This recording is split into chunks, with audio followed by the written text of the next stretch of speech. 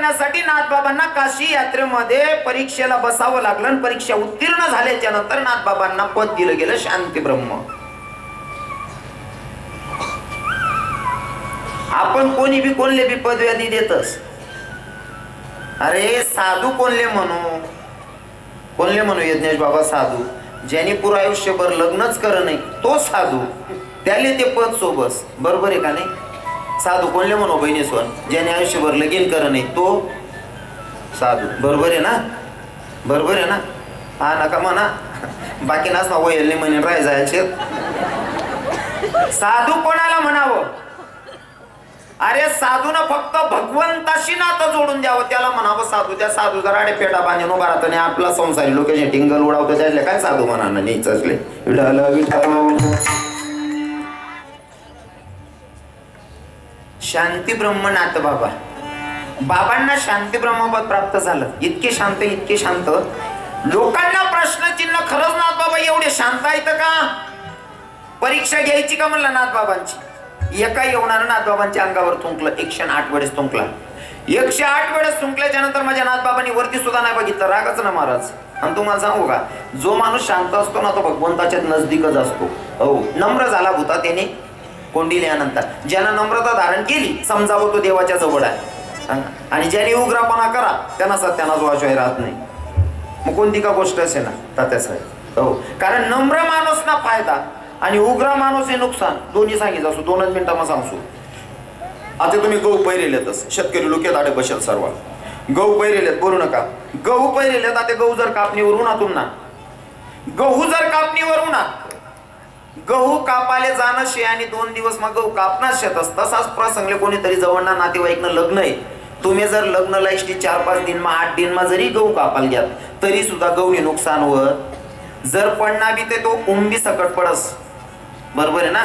म्हणजे नंतर सारा करा टाइमले उचलतायच त्याले. मग गहूने नुकसान आहे का? उंबी माही काल पडस का गहू? अजिबात नाही. पडीन ते उंबी सकट पडीन. इतकी नम्रता आहे गहू नांगी, इतकी नम्रता आहे. मग कधी तो उंबी सोडत नाही ना. त्यांनी नम्रताना फायदा काय बस.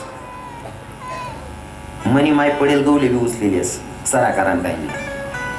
इतका नम्र आहे म्हणून जर कुरडाई बनवणी असेल तर मनी माहिती गवले कमीत कमी 4 दिन बीज उगालास. 4 दिन पाणी मग भिजाडतास बहिणीसोन. खरं आहे ना मायासोन? 4 दिन पाणी मग भिजाडतेस. 5वा दिनले त्याला वाटी काढतेस आणि वाटीसनी ब्याको राहते त्यानं चिक पाणी मग भिजाडतेस. बाकीने बाया इथल्या चत्र्या राहतेस ना.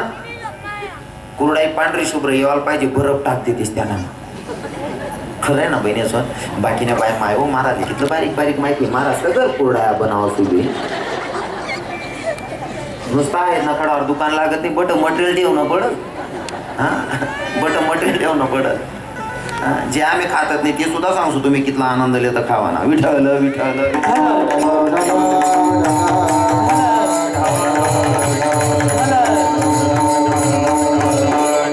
गहू नम्र म्हणून त्याची नम्रतेचा फायदा बघा. त्याला 4 दिन पाणी मा भिजाडस मन माय वाटीलेच त्यानं चिकब्या पाणी मा भिजाडस त्यांना मग बरफ टाकस पांढरे शुभ्र कुरडाई यावायला पाहिजे. कुरडाई बनावाय बी गई. उचलान टाइमले बी काकडा पडायला नको इतकं व्यवस्थित उचलस. आणि तळान टाइमले सुद्धा तेल मास तळस. गहू नम्र आहे मनीषनी इज्जत आहे. बरोबर आहे का नाही? आणि चला ते उडीद असणाकडे. उडीद तोडणीवर येत. उडीद तोडणीवर येत आणि अचानक वेई मरी घ्या बुवा. 10 किलो विधी लोकून ततच राहणार. दाव करीशनी घर होणार. उडीद अख्खा सापडस का बहिणीस? तू तवय तडतड अंग टाक देस. कोण असा गणच उडीनी जात ना राहत. अंगच टाकतस त्या. उग्रा राहतस त्या. उग्राच ना स्वभावले. अजिबात औषध नाही. निचटले काय औषध नाही. मग उग्रासी नुकसान बी सांगस. यज्ञेश बाबा गव्हाचा किती मान सन्मान होता. 4 दिवस पाण्यामध्ये भिजू घातलं. 5व्या दिवशी त्याला त्याच्या वाटी काढ. कुरडाई बनाई व्यवस्थित उचलीस बरोबर डब्बा मा ठेवा. टाइमले काकडा सुटाल नको पडाल नको. इथली इज्जत. पण आता उडीदची नुकसान दाखवा. उग्रासनी काय बस. तुम्ही जर पापड बनावून ठराव बहिणीसोन उडीद ना. उडीद असले असं 2-3 दिन पाणी मा भिजाडतास का? पाणी मा टाका लगेच बाहेर काढा. शिलगावर तुम दर्शन तू जास्त अंगदो आणला एक बी नाही. कोण हा बोलत राहते तुम्ही उडीद उघरा.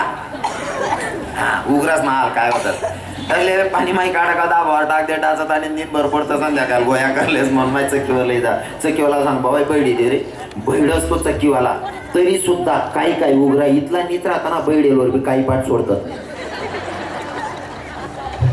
हा बाईशी पक्क पटच ह्या हो माय खरं हो माय उघरा नीचच राहतो हो माय तरी सुद्धा काही काही उघरा काही पाठ सोडतात नाही.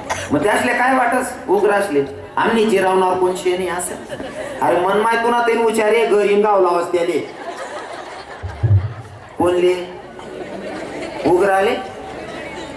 हा घरी गावलावस गावलास काही पाठ काढस आणि मग सांगत चक्कीवाला भाऊ इतर दड ना दड त्यापेक्षा याला कशी शिंदड आणि बारीक दड चक्कीवाला दडी दिवस घरलयस मन माय पीठ मळस गहूनं पीठ बाजरीनं पीठ दादरनं पीठ ज्वारनं पीठ लगेच मळायचं पण उडीदनं पीठ लगेच मळावंस का बहिणीस त्याला मळाला जर पटली ना मन माय तरी त्या वाकडं तिकडं बस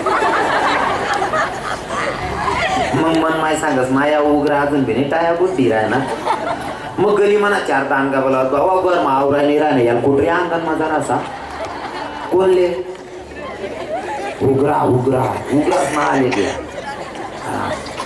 गलीमा चार दांगा कुठतस तरी सुद्धा काही काही इथला नीच राहतस उघरा तरी शिकतात नाही. मग मनमा शेवटला पर्याय सांगस तू नीच आहे तुले सांगेल वर शिकावणे कुटेलवर बी शिकावणे मग शेवट लाट्या बनवून टाइमले फाशी लाईन मारत कोणले हा उघराच ना तसा रागवत विढळ विढळ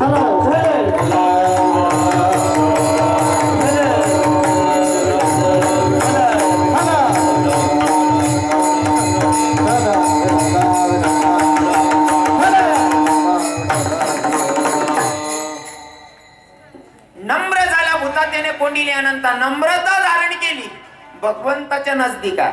हो म्हणून तर नाथ बाबा शांत भगवंताच्या नजदीक आहे. शांती ब्रह्मनाथ बाबा येवणानं 108 वेळेस तुंकल्याच्या नंतर वरती सुद्धा नाही बघितलं तरी सुद्धा गावात मीटिंग भरवली गेली तात्या साहेब. तरी काही लोकांनी मीटिंग भरवली सभा भरवली गेली आणि सांगितलं गेलं नाथ बाबांना शांती ब्रह्मपद भेटलेले नाथ बाबांना जो राग आणून दाखवेल त्याला योग्य ते बक्षीस देण्यात येईल. एकाला विडा उचलला म्हणले नाथ बाबांना मी राग आणून दाखवतो म्हणला. नाथ बाबांना राग आणून दाखवतो महाराज पायात चप्पल सकट घरात शिरला पायात चप्पल सकट घरात शिरला. नाथ बाबांना राग आला पाहिजे अरे देवाऱ्यापर्यंत पोहोचला ना पण नाथ बाबा रागच करत नाही. उलटा का नाथ बाबांनी पत्नीला आवाज दिला म्हणले गिरजा ऐक ना अगं आपले धर्मग्रंथ सांगतात अतिथी देवो भव. आपल्याकडे आलेला अतिथी काहीतरी स्वयंपाक लाव ना काही जेवायला बनव ना. अतिथी देव भव आपले धर्मग्रंथ आपल्याला सांगतात आणि आपल्या धर्मामध्ये नियमच आहे आपल्याकडे येणारा माणूस आपल्यासाठी भगवंत असतो बरं का. हो आपला चहा ना टाइम लिहून त्याला चहा देऊ जेवण ना टाइम लिहून जेवण विचारू हो त्यानं जेवण होई जायला चहा पेत नाही कमीत कमी तुम्हाला घरमा दूध ना टाय आणि भाऊ चहा बी विचारू नका पण पाणी तरी विचारलेच जा कारण अतिथी देवो भव ही आपल्या धर्माची हो शिकवण आहे. आपल्या ग्रंथांमध्ये शिकवण दिलेली आहे. येणारा पाहुणाले चहा पाणी विचारू जेवण विचारू नाही काय होईना पाणी विचारू पाणी बी नाही विचारा नव्हे ती कमीत कमी इज्जत तर नाही लिहू. येणारा अतिथी आपल्यासाठी भगवान रास पण येणारा भगवान सुद्धा तेवढा लेवल ना पाहिजे. बाबा सचिन बाबा येणारा पाहुणा सुद्धा तेवढा लेवल ना पाहिजे.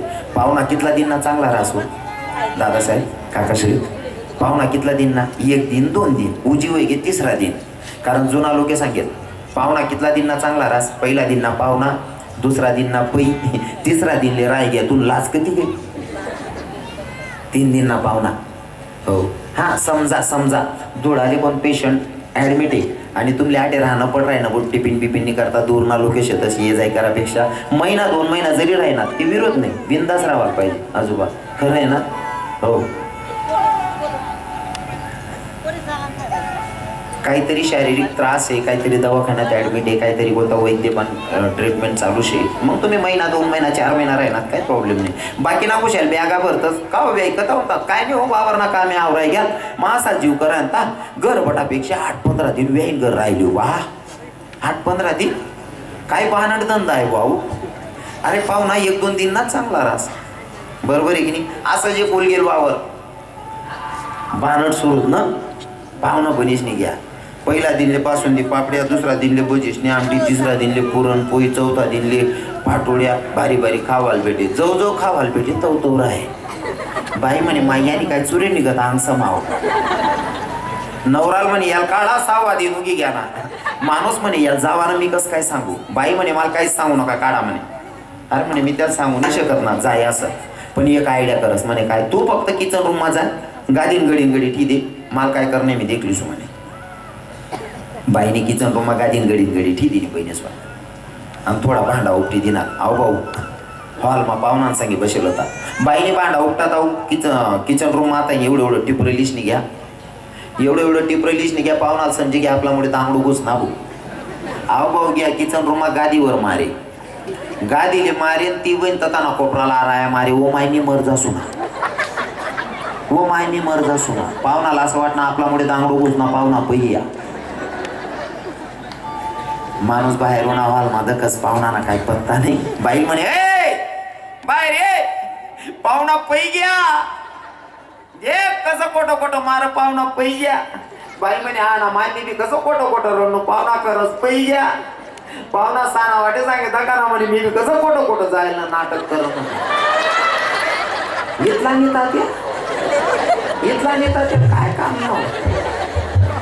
अतिथी देवा भाऊ रातना मुक्काम.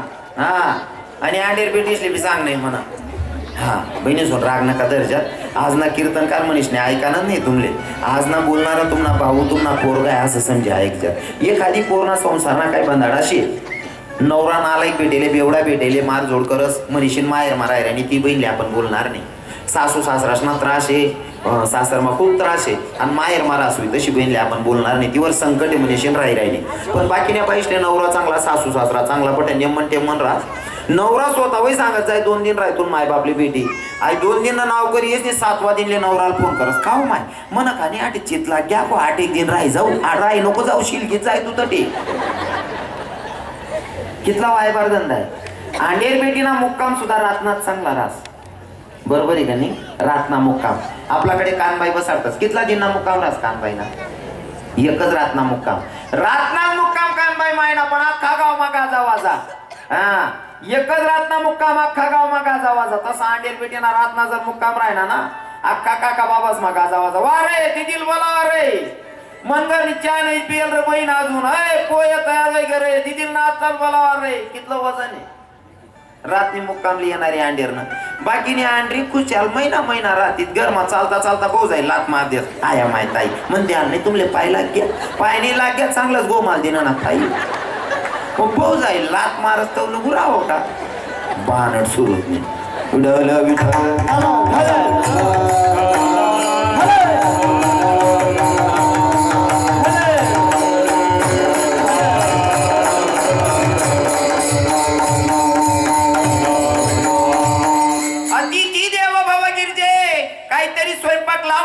गिरजाईने स्वयंपाक लावला. अतिथीला जेवायला बसवलं.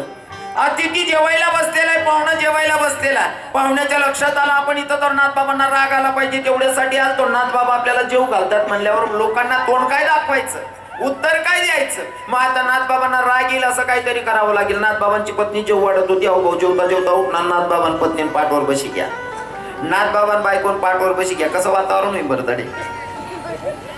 बसेल काका बाबा इकडे तरुण भाऊ आपला घर कोणतरी पाहुणा येले आणि तो पाहुणा जेवण कराय ना जेवता आपली बायको जेव वाढ राहिली आणि आपली बायको पाठवर बसना. कसं काय वातावरण राहील. अजय बाबा मला हे बापटा पाऊस ना तोंड केली म्हणा तुमले पटासले प्रश्न आहे. नाथबाबांची पत्नी जेव वाढत होती येणारा पाहुणा नाथबाबांच्या पत्नीच्या पाठीवर बसला. कसं वातावरण असेल. काही नाही त्यासले लगीन समजत नाही. बट्टा संन्याशी साधू पडील लगीन बाबा लगीन. हा नाथबाबांच्या पत्नीने जेव वाढत असताना तो येणारा अतिथी नाथबाबांच्या पत्नीच्या पाठीवर बसला. नाथबाबांना किती राग आला पाहिजे. पण नाथबाबांनी सांगितलं पत्नीला गिरजी ऐक ना मोठ्याचं लेकरू त्या पाठीवर बसले पडू देऊ नकोस म्हणला. ती माय सुद्धा तेवढी शांत. नाथबाबांची पत्नी गिरजामाय तिथली शांत होती. गिरजामाय म्हणे धनी कारभारी टेन्शन घेऊ नका. मी पण माय आहे. लेकरांना कसं वागवायचं मला अनुभव आहे. लहान लेकरं कसे धरायचे मला माहिती आहे. पोराला पडू देत नाही, तुम्ही काळजी करू नका म्हणले. हो, नाथबाबा जेवढी शांत का तेवढी पत्नी सुद्धा शांत होती महाराज, नाही का. म्हणून नाथबाबांना शांती ब्रह्मपद प्राप्त झालं. आणि ज्या नाथबाबांना शांती ब्रह्मपद प्राप्त झालं ते नाथबाबा भगवंताला आवडणारे प्रकार सांगतात. ऐका, भगवंताच्या जवळ जायचं असेल ना, मग देवाला आवडतं ते करावं लागणार आहे. मग साधकांनी नाथबाबांना सांगितलं, नाथबाबा देवाला काय आवडेल आम्हाला कळेल का? नाथबाबा सांगतात, देवाच्या नजदीक जायचं असेल ना तर देवाला आवडेल ते करावं लागेल. मग देवाला काय आवडतं? ऐका, अभंग.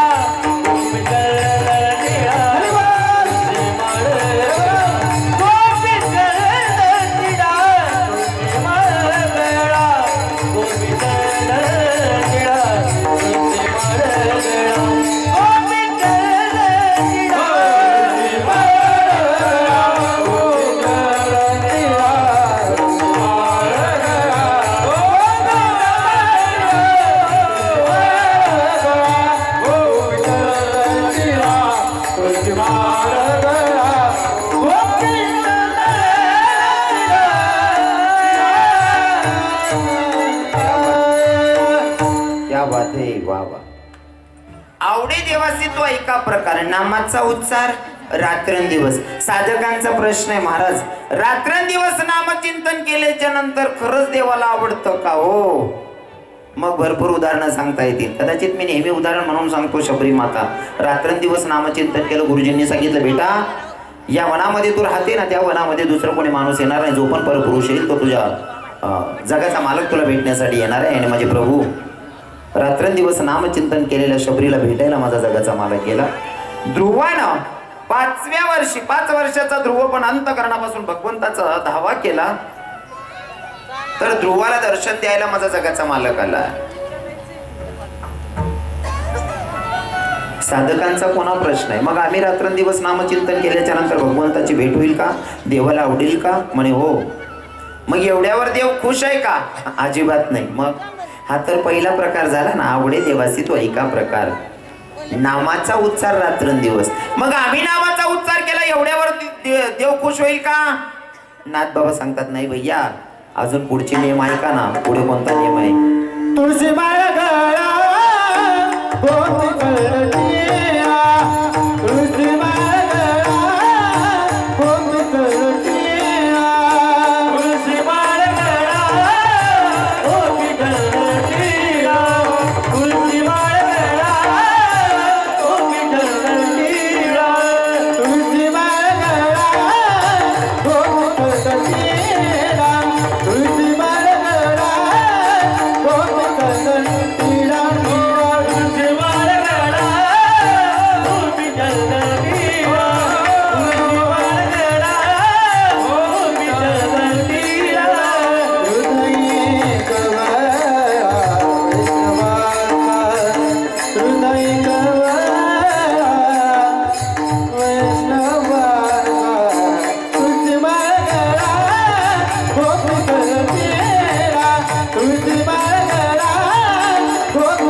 ला